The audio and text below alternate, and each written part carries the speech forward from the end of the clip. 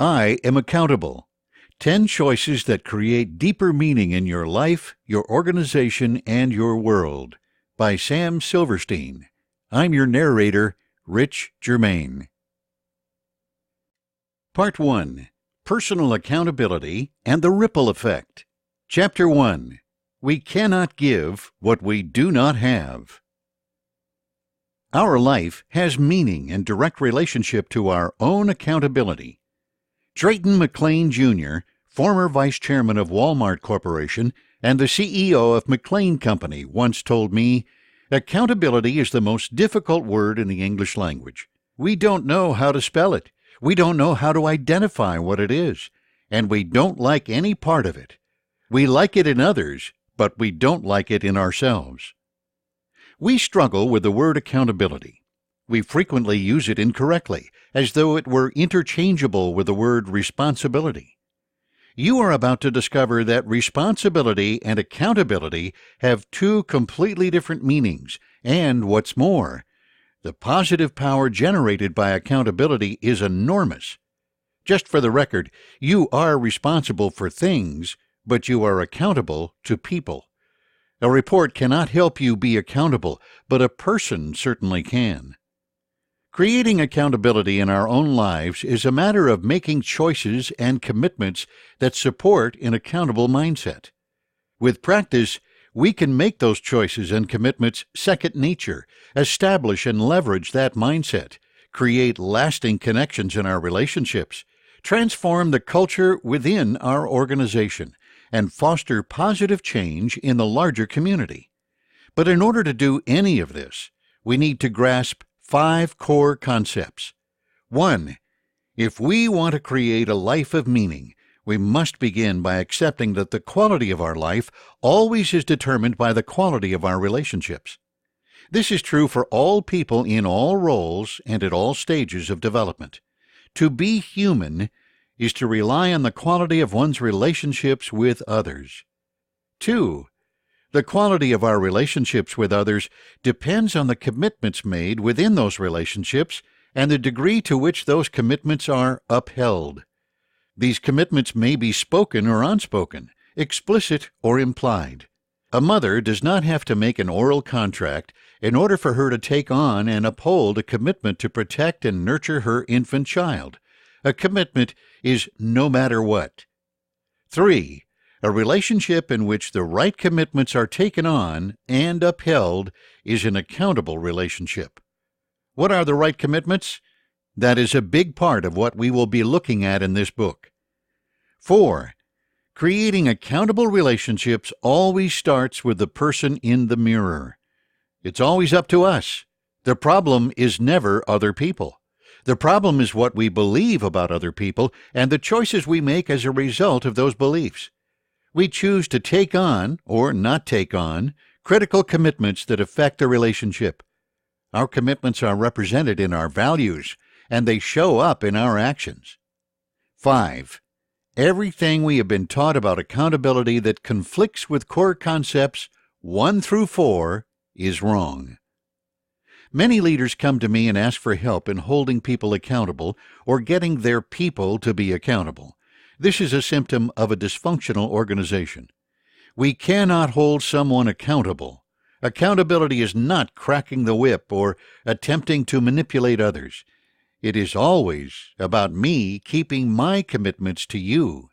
It is always about service. Accountability is inspired in people. Mandating accountability is short-lived. Accountable leaders create an environment where the people around them want to be accountable. They choose to be accountable. Accountability flows from relationships. When relationships are strong, whether in our life, our organization, or our broader community, accountability is strong. People, organizations, and societies who do not master relationships do not master accountability. Accountability is not a way of doing, it is a way of thinking. Specifically, it is a way of thinking about people and commitments and relationships. It starts with you looking in the mirror. How do you think about the people in your life? How do you think about the people in your workplace or your business? How do you think about the broader community and the larger world? Do you check the mirror first and ask yourself, am I accountable? These 5 core concepts are powerful unto themselves. You will see them in play throughout this book. They are the foundations on which accountability is established personally, organizationally, and in the broader world. Why personal accountability matters. Accountability is all about the choices and commitments we make in 3 very different areas: our personal life, those with whom we interact in the workplace, and the larger world. In order for us to become truly accountable people, we have to engage in these areas in a certain order. It is time for us to look closely at the first of the 3 areas, which I call personal accountability. You now know that accountability is not a way of doing, but rather a way of thinking, and specifically a way of thinking about people and the commitments we make to them. One of those people is us. That is why we must engage in the area of personal accountability first. If we want to live an accountable life, if we want to make accountability a consistent reality that we actually experience in our world, then we need to begin by making certain commitments to ourselves. This is a necessary prerequisite to making commitments to other people.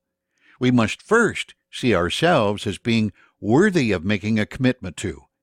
If we do not see ourselves as having potential and possibility, how are we going to see potential and possibility in other people?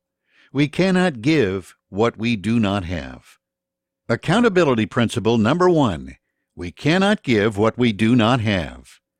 True accountability always starts with personal accountability. It always starts with what we expect from ourselves, and it instantly moves outward to connect to the beliefs and commitments that guide our relationships with everyone else in our world. Dropping the stone, making a ripple. Accountability is like a stone dropped in the middle of a still body of water, producing ripples that radiate outward. The stone is the commitments we make to ourselves. The ripples are the commitments, spoken or unspoken, that govern our relations with others. It is only when we drop the stone, only when we are totally committed to becoming the best possible version of ourselves, that we can begin the ongoing daily process of transformation that is an accountable life, a life that honors commitments to the people in our circle, our family, friends, colleagues, and anyone else with whom we interact on a one-on-one basis. Personal accountability is what I call the first ripple. It is a series of clear individual commitments that define you as a person and that define the standards of your relationships with everyone. Accountability principle number 2. How we commit to people, including ourselves, how we interact with people, is always based on how we see them. First, we need to begin by changing our thinking and begin to change the way we see ourselves. Changing the way we see ourselves is a prerequisite of changing the way we see other people. Dropping the stone means formalizing your accountability to yourself.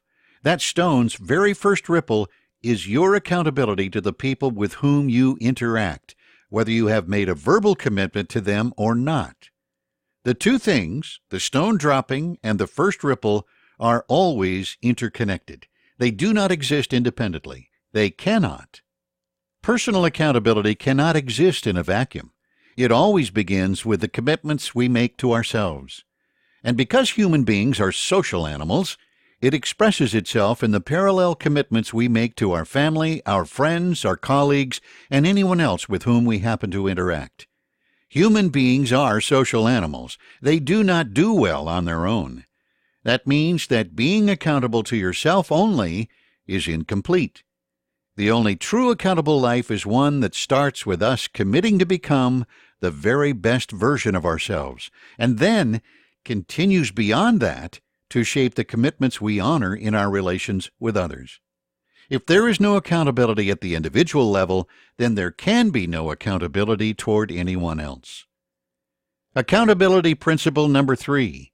If there is no accountability at the individual level, there can be no accountability to anyone else.